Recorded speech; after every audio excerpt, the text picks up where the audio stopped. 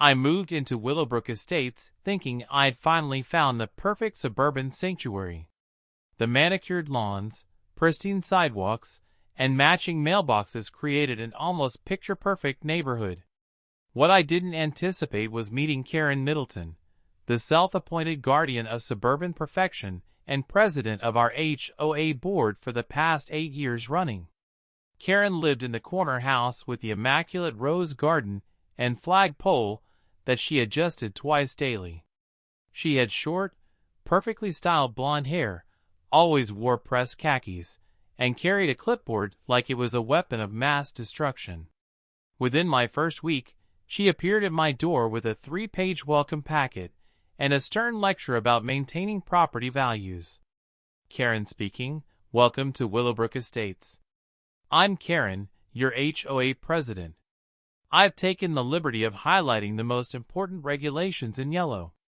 Please note that grass height cannot exceed 2 3/4 inches. Mailbox numbers must be exactly 4 inches tall in Times New Roman font, and any exterior modifications require board approval with 14 days notice. I smiled politely and thanked her, thinking this was just standard new neighbor protocol. How wrong I was. Karen had apparently appointed herself as my personal compliance officer, and my every move became subject to her scrutiny. The first incident occurred 3 weeks later. I work in pharmaceutical consulting, which often requires me to receive overnight packages containing research samples and documentation. These deliveries typically arrived early morning via specialized medical couriers, who drove unmarked vehicles to maintain sample integrity. I had explained this to Karen during our initial meeting, but clearly, the explanation hadn't registered. I was reviewing quarterly reports in my home office when I heard aggressive knocking. Opening the door, I found Karen standing with her arms crossed, flanked by 2 police officers who looked slightly embarrassed to be there. Karen speaking. Officers, this is the house I called about. As you can see, there's clearly suspicious activity happening here. Multiple unmarked vehicles arriving at odd hours, packages being delivered in the early morning, and he's always home during the day when normal people are at work. Officer Martinez, the younger of the 2, stepped forward apologetically. Officer Martinez speaking. Sir, we received a call about possible drug activity. We're required to follow up on all reports, but I want you to know we're just doing our due diligence. I calmly explained my work situation, showed them my business license, and even called my project manager at Pharmatech Solutions to verify my employment. The officers were satisfied within minutes, but Karen stood there shaking her head like she'd uncovered some elaborate conspiracy. Karen speaking. Well, I'm keeping my eye on this situation. Something doesn't add up, and I have a responsibility to protect this neighborhood's family values. Over the following months, Karen's surveillance intensified. She installed a security camera that conveniently pointed toward my driveway. She started timing my deliveries with a stopwatch. She even began questioning my visitors, including my elderly mother, who came for Sunday dinners. The breaking point came when I received a particularly important shipment of temperature-sensitive research compounds for a clinical trial I was consulting on. The medical courier arrived at 6:30 a.m. in an unmarked refrigerated van, as required by federal regulations for controlled pharmaceutical materials. I signed for the package and returned to my coffee, thinking nothing of it. 20 minutes later, my doorbell rang insistently. I opened it to find not just Karen, but 4 police officers, 2 of whom were from the Drug Enforcement Unit. Karen stood behind them with a triumphant expression, clipboard in hand. Karen speaking. Officers, I've been documenting this suspicious activity for months. Early morning deliveries from unmarked vehicles, packages that require special handling, and he always acts nervous when I ask questions. I'm certain he's running some kind of drug operation from this residence. Detective Rodriguez stepped forward, his expression serious. Detective Rodriguez speaking.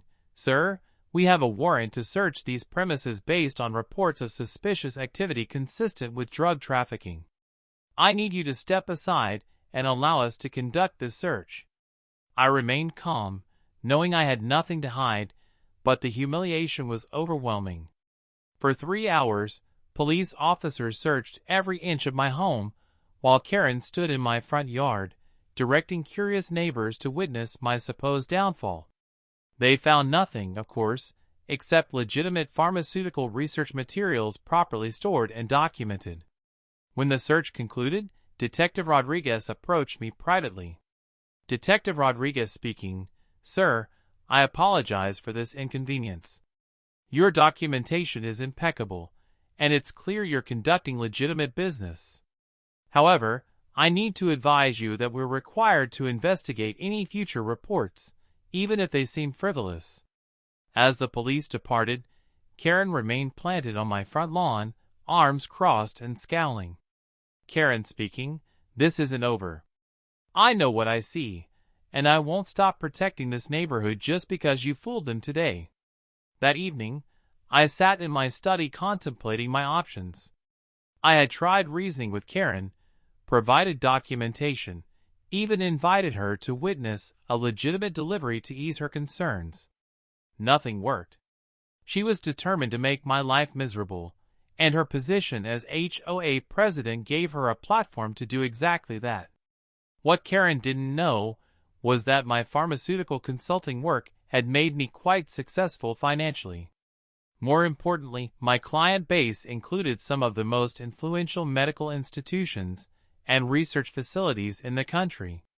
I had connections she couldn't imagine, and resources she'd never considered. I began researching Karen's own compliance with H.O.A. regulations. As president, she was supposed to be the model resident, but her obsession with my activities had apparently distracted her from her own responsibilities. I discovered several interesting discrepancies. First, her beloved rose garden extended precisely 2 feet beyond her property line onto the common area, violating Section 12 of the H.O.A. covenant. Second, her flagpole exceeded the maximum height restriction by 8 inches. Third, and most importantly, her security camera was recording public areas without proper notification, violating both H.O.A. rules and local privacy ordinances. But I needed something bigger, something that would permanently resolve this situation. That's when I remembered my connection to Metropolitan Medical Research Center, one of the country's premier pharmaceutical research facilities.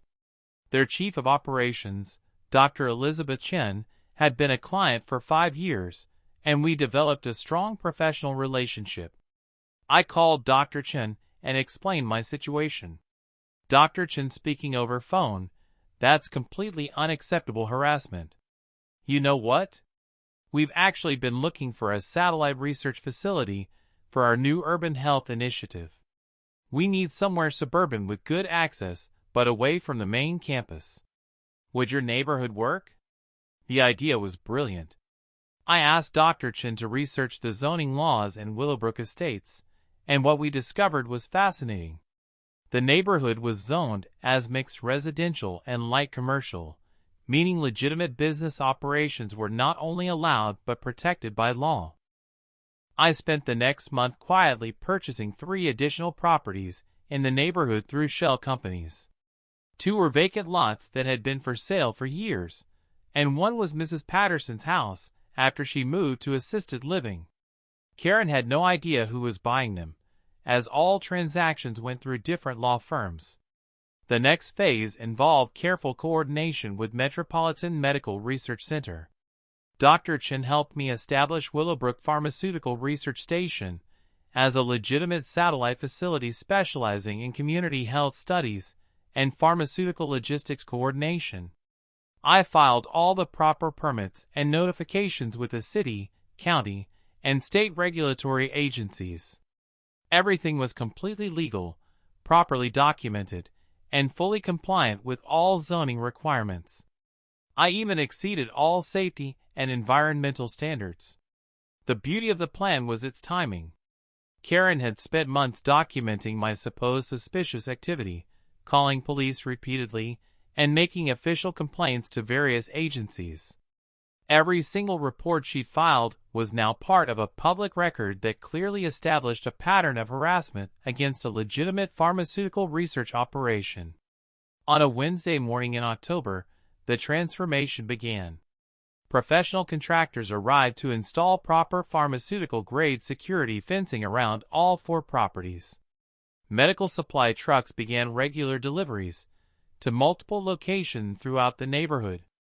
Legitimate pharmaceutical researchers started arriving for work in unmarked vehicles, exactly as Karen had been complaining about for months. I watched from my office window as Karen emerged from her house, clipboard in hand, ready to document what she assumed was an escalation of my illegal activities. Her expression shifted from smug satisfaction to confusion as she realized the scope of the operation. The final touch came when Dr. Chen arrived in her official Metropolitan Medical Research Center vehicle, followed by 2 city inspectors and a county zoning official. I met them on the sidewalk, speaking loudly enough for Karen to overhear every word. Dr. Chen speaking, "The satellite facility looks excellent. You've exceeded all our requirements for pharmaceutical research operations. The city has confirmed that all zoning requirements are met, and county officials have approved the expansion to multiple properties." Karen approached with her usual aggressive confidence. Karen speaking, "Excuse me, but what exactly is happening here? I've been reporting suspicious activity in this neighborhood for months, and I demand to know what kind of operation this is." Dr. Chen turned to face her with professional courtesy. Dr. Chen speaking, "I'm Dr. Elizabeth Chen, Chief of Operations at Metropolitan Medical Research Center. This is our new Willowbrook Pharmaceutical Research Station. We've established a satellite facility here for community health research and pharmaceutical logistics coordination. All operations are fully licensed and regulated by federal and state agencies." I watched Karen's face as the implications sank in. Every complaint she'd filed, every police report, every accusation of drug dealing was now documented evidence of harassment against a legitimate medical research facility operated by one of the state's most respected institutions. Karen speaking weakly, but I was protecting the neighborhood. I was doing my job as H.O.A. president." The county zoning official stepped forward with his own clipboard. Zoning official speaking, "Ma'am, I need to inform you that we've received multiple reports about your harassment of this legitimate business operation. Additionally, we've identified several violations of your own property that need immediate attention. Your rose garden extends beyond your property boundaries, your flagpole exceeds height restrictions, and your surveillance camera system violates privacy ordinances." Dr. Chen added the final blow with clinical precision. Dr. Chen speaking, "We've also documented a clear pattern of harassment that has interfered with federal pharmaceutical research activities. Our legal department is currently reviewing all options to ensure this facility can operate without further interference." Karen stood there in stunned silence as the full scope of her situation became clear. Her months of complaints and police reports had created an official paper trail of harassment against a federal research operation. Her own H.O.A. violations were now subject to immediate citation and fines. Most devastating of all, she had no authority to prevent or regulate the pharmaceutical research facility that now occupied multiple properties in her previously controlled domain. I watched as Karen's clipboard slowly slipped from her trembling hands, her eyes wide with the dawning realization that her obsessive campaign to destroy me had instead created the exact situation she'd been trying to prevent, but on a scale far beyond anything she'd imagined possible.